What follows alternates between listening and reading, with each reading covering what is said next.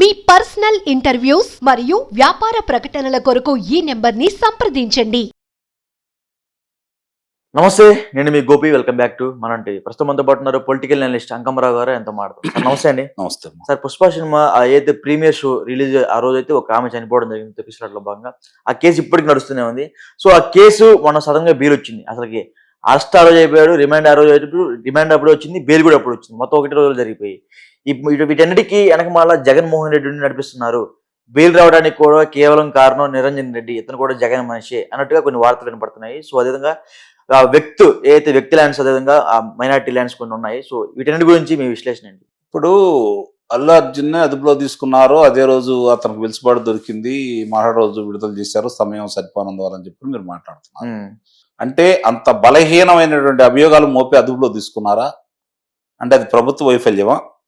ఇది కూడా ఆలోచించుకోవాలి కదా. జగన్మోహన్ రెడ్డి విజయమా లేకపోతే ప్రభుత్వం వైఫల్యమా, లేకపోతే వాళ్ళిద్దరు కలిసి చేస్తున్నారా? ఇది కూడా ఆలోచించుకోవాల్సిన అంశమే కదా. జరిగింది ఉదంతం కళ్ళ ముందు కనపడతా ఉంది. ఒక మనిషి చనిపోయింది, రేవతి అనే మహిళ చనిపోవడం కూడా జరిగింది. వాళ్ళ అబ్బాయి శ్రీతేజ అనుకుంటాను, అతను కూడా ఇంకా వైద్యశాలలో వైద్యం తోటి అంటే ఒక రకంగా పోరాడుతూనే ఉన్నాడు, వెంటిలేటర్ మీద ఉన్నాడు. మరి ఇది జరిగింది అనేది ప్రమాదంలో ఒక మనిషి చనిపోవడం అంటే మామూలు విషయం కాదు కదా. దానికి ప్రేరణ ఎలాంటిది అంటే ఏ విధంగా జరిగింది, ఎందుకు జరగాల్సి వచ్చింది, దాని గురించి చర్చల్లోకి వెళ్ళిన తర్వాత ఇప్పుడు దానికి సంబంధించిన రేవతి గారి భర్త కూడా నేను ఆయన మీద పెట్టిన అభియోగాన్ని ఉపసంహరించుకుంటున్నాను, మీరు ఆయన అదుపులో తీసుకోవద్దని మాట్లాడుతూ ఉన్నాడు. అంటే దీని మీద ఎవరి ప్రభావం ఉంది అంటే డబ్బు ఉంటేనే ఇవన్నీ జరుగుతాయా, లేదంటే రాజకీయ పలుకుబడులు ఉంటే జరుగుతాయా? అవి రెండు దీంట్లో కనపడుతున్నాయి అనేది ప్రజలందరూ కూడా భావిస్తా ఉన్నారు. అందుట్లో ఎలాంటి సందేహం కూడా ఏం లేదు.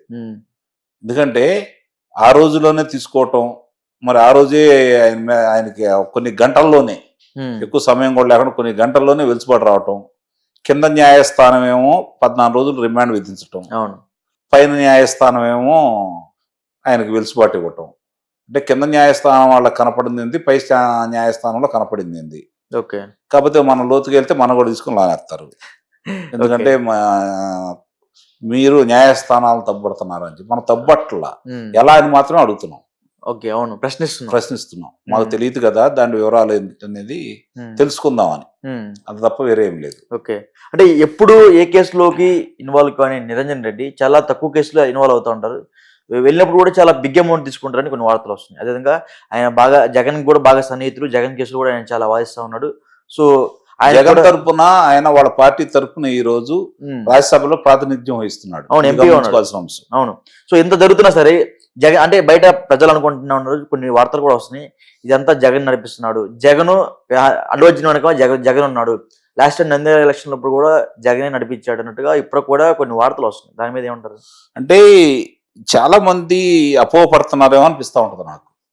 ఇప్పుడు వాళ్ళ స్నేహితుడు అని చెప్పి వెళ్ళాడు నంద్యాల, మరి జగన్ నడిపిస్తే మిగిలిన అన్ని చోట్ల ప్రచారం చేయాలి కదా, చేయలేదుగా. ప్రచారం చేయలేదు కాబట్టి అక్కడ స్నేహితుడి కోసం వెళ్ళాడు. అది ఏ పార్టీలో ఉన్నాడా ఏ పార్టీ అనేది అతను ఆలోచించి ఉండడు. అప్పుడు ఆ పార్టీని ప్రజలు ఏమనుకుంటున్నారని చెప్పి అంత అవగాహన ఉండదు అల్లు అర్జున్కి. కానీ వెళ్ళిన మాట వాస్తవం స్నేహితుడి కోసం వెళ్ళాడు. మొన్న పుష్ప 2వ భాగానికి సంబంధించి దాన్ని ప్రదర్శనకు కూడా అతను కూడా వెళ్ళాడని చెప్పి కూడా మనకు తెలుస్తూనే ఉంది. అంటే వాళ్ళిద్దరి మధ్య అంత సాన్నిహిత్యం ఉంది కాబట్టి వెళ్ళాడు. కాబట్టి ఓడిపోయిన పార్టీ, ప్రజల్ని ఇబ్బంది పెట్టిన పార్టీ, ప్రజల్ని ఇబ్బంది పెట్టిన నాయకుడు కాబట్టి సహజంగానే విమర్శలు వస్తూ ఉన్నాయి. ఈరోజు ఇంకొకటి ఏంటంటే అతను పవన్ కళ్యాణ్కి వ్యతిరేకంగా మాట్లాడాడు కాబట్టి పవన్ కళ్యాణ్కి వ్యతిరేకంగా ప్రచారం చేశాడని, అతను ఇప్పుడు ఆ పార్టీతో అండకాకపోతున్నాడని, దీనివల్ల ఆ కులానికి సంబంధించిన ఓట్లు చీల్చుకోవడానికి జగన్మోహన్ రెడ్డి ప్రయత్నం చేస్తున్నాడని భావించాల్సి వస్తుంది. ఇక్కడ నాకు తెలిసినంత వరకు ఒకవేళ కుర్రాడు కొంచెం తొందరపడ్డా అల్లు అరవింద్ అనే వ్యక్తి దాన్ని ఎలా మళ్ళీ తిరిగి వాళ్ళ మీద ఉన్న అభియోగాలను ఎలా చేసుకోవాలో అతను తెలిసిన వ్యక్తి నిస్సందేహంగా. అతను దీనికి సంబంధించి జగన్మోహన్ రెడ్డి గారు పొందుతున్నటువంటి మాయలో పడతాడని అయితే నేనైతే భావించట్లేదు. ఇంకోటిసారి ఈ వ్యక్తి ల్యాండ్స్ అంటే ఏంటి సార్? వ్యక్తి ల్యాండ్స్ మైనారిటీ ల్యాండ్స్ అంటే ఏంటి? అంటే ఈ మైనారిటీలు అంటే ముస్లింలకు సంబంధించినటువంటి వాళ్ళ ఆస్తులకు సంబంధించి ఇప్పుడు అల్లు అర్జున్కి దీనికి సంబంధం ఏంటి అసలు? సంబంధమే లేదు, దానికి ఉంది, దానికి దీనికి సంబంధమే లేదు. అంటే ఇప్పుడు ఏమైందంటే ఇంతకు ముందు 47వ జీవో ద్వారా వాళ్ళ ఆస్తుల్ని కొట్టేయాలని చెప్పి జగన్మోహన్ రెడ్డి ప్రయత్నించారనేది తెలుగుదేశం పార్టీ వాళ్ళ అభియోగం. ఓకే. దాన్ని దృష్టిలో పెట్టుకొని ఇప్పుడు 75 జీవోని తీసుకొచ్చి దాన్ని కొట్టివేసి 75 జీవోని తీసుకొచ్చి దాన్ని వాళ్ళ ఆస్తులను వాళ్ళని కాపాడుకుంటూ ఎవరైతే ఉన్నారో పెద్దలకు వాళ్ళకి అప్పచెప్పే బాధ్యత తీసుకోవడానికి తర్వాత మళ్ళీ 77వ జీవోని కూడా తీసుకురావడం కూడా జరిగింది. అంతే తప్ప ఈ వైసీపీ ప్రచారం చేస్తున్నట్టు అంటే అక్కడేం కులాల మధ్య విభజన తీసుకురావడానికి ప్రయత్నం చేశారు అల్లు అర్జున్ అంశానికి, చిచ్చు పెడుతున్నారు.